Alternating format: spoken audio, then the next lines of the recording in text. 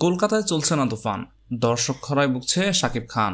দেশের সিনেপ্লেক্স এবং হলগুলো বেশ মাতিয়ে ছিল শাকিব খানের তুফান। তবে ওপার বাংলা কলকাতায় দর্শক খরা দেখছে ঢাকায় সিনেমার শাকিবের তুফান।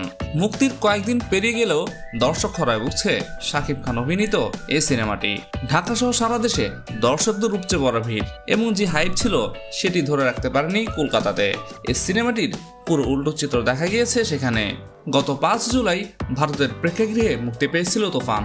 জানা গেছে সেখানকার ৪৫টির বেশি সিনেমা হলে চলেছে ব্লকবাস্টার হিট এই ছবিটি।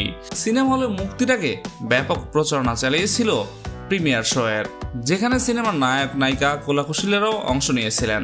এমনকি অংশ নিয়েছিলেন ঢালিউডের জনপ্রিয় অভিনেত্রীরাও।